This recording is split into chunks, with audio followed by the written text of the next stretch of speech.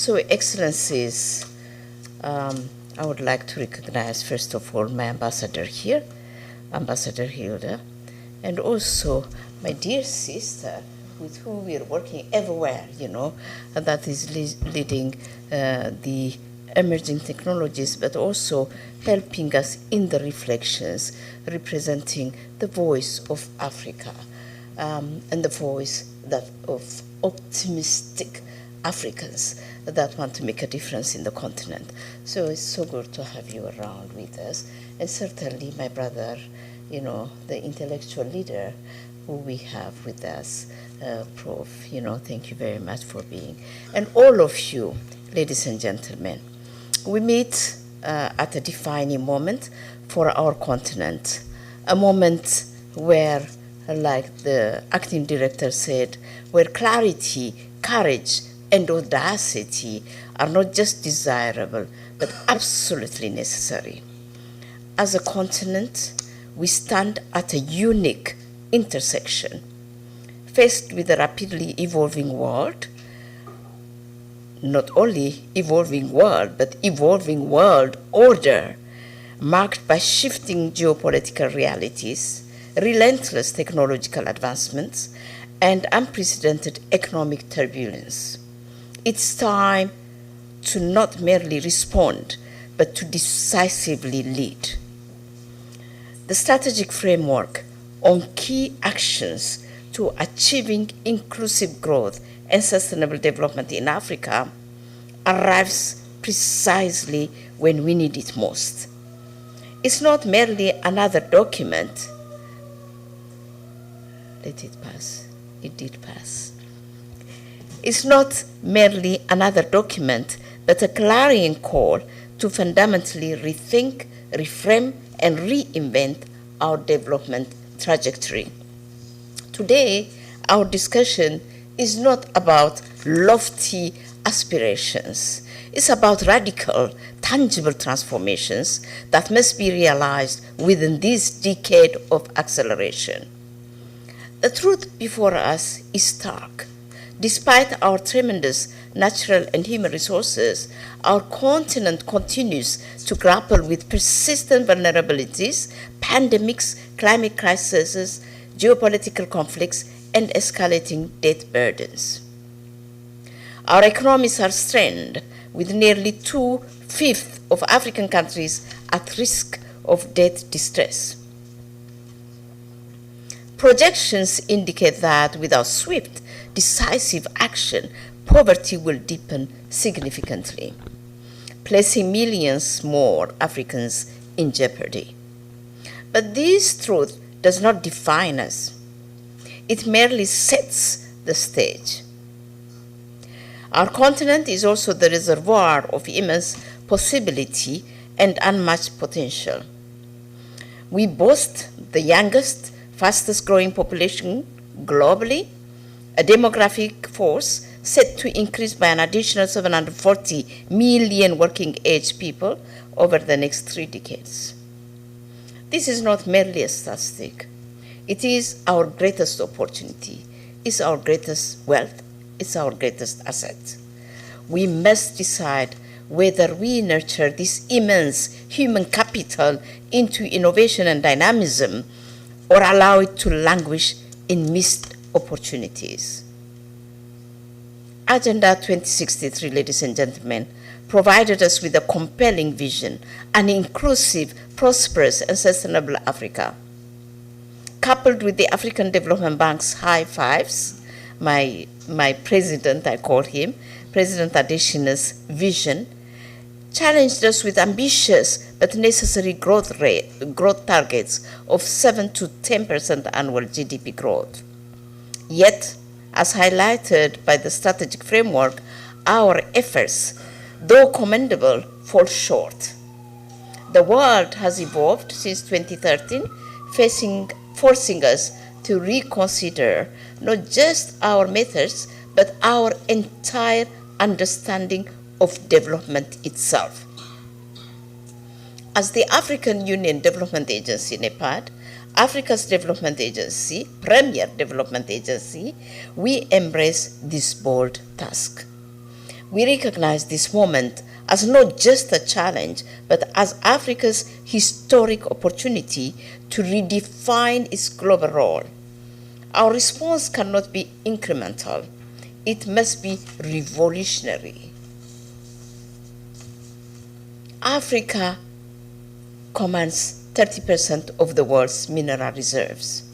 Vast expanses of fertile land and critical resources essential for global transitions.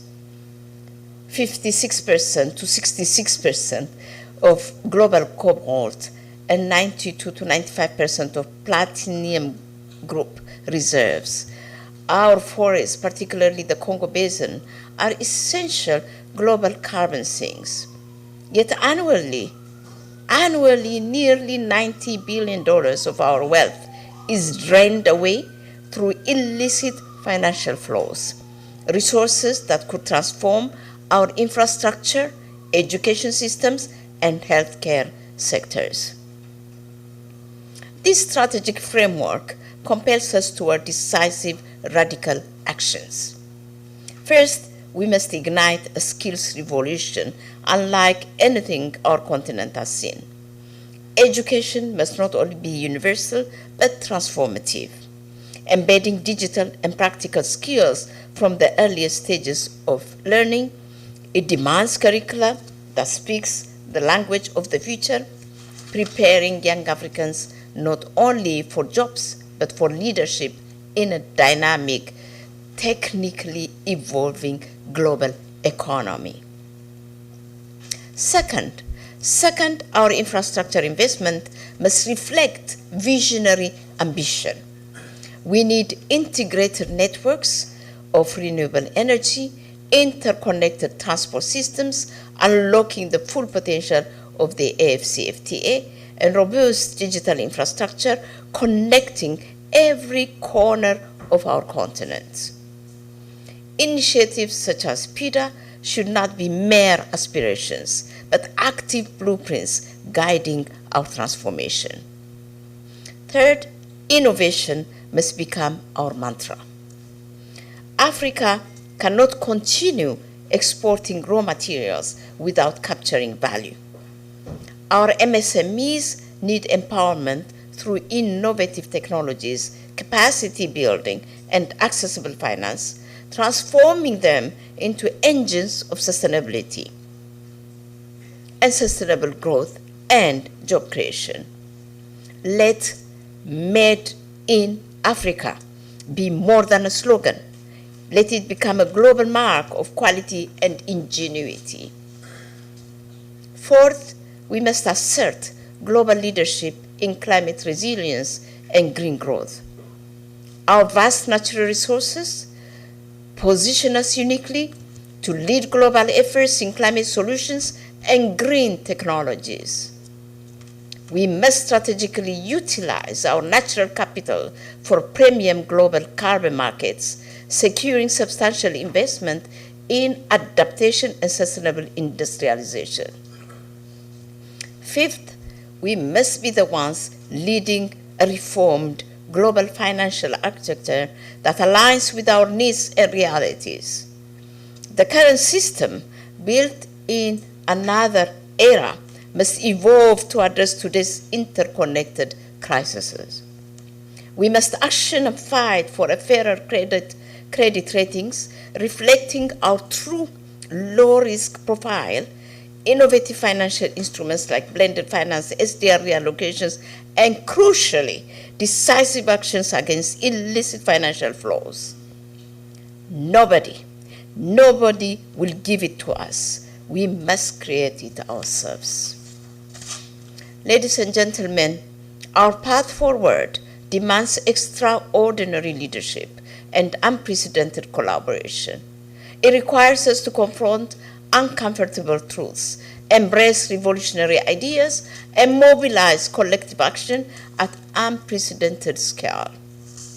Our greatest risk is not aiming too high and missing.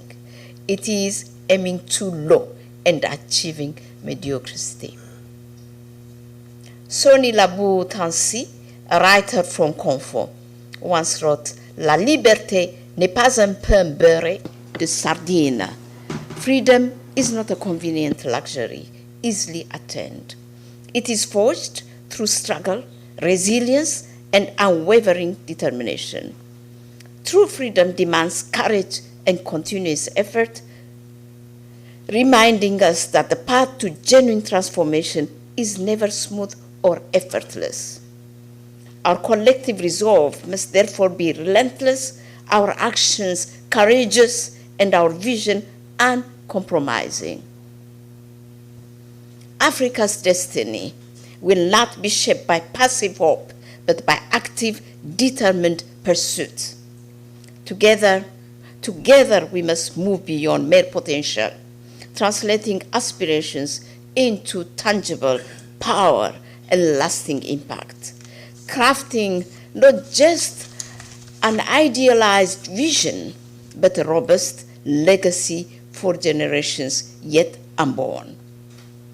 Let the dialogue today around this wonderful work of art, actually an intellectual piece, let the dialogue today spark action.